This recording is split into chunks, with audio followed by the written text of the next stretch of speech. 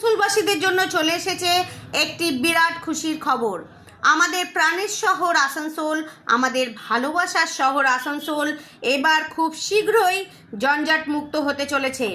আসানসোল শহরে এবার একটা বড় সড়ো পদক্ষেপ নিয়েছে প্রশাসন।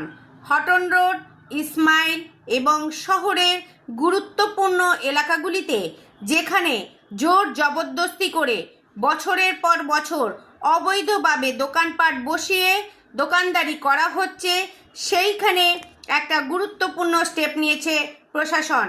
যারা জবরদস্তি করে দোকানপাট চালাচ্ছে তাদেরকে ফ্রাইডে থেকে স্যাটারডের মধ্যে দোকানপাট সরিয়ে নেবার আদেশ দেওয়া হয়েছে।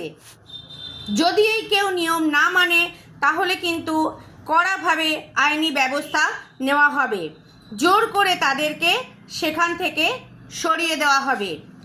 পুলিশ প্রশাসনের পক্ষ থেকে শহরকে যানজটমুক্ত ও সৌন্দর্যায়নের লক্ষ্যেই এই পদক্ষেপ নেওয়া।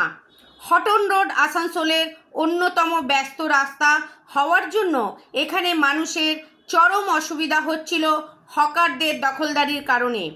পুরো শহরাঞ্চলেই কিন্তু এই বিজ্ঞপ্তি জারি করা হয়েছে।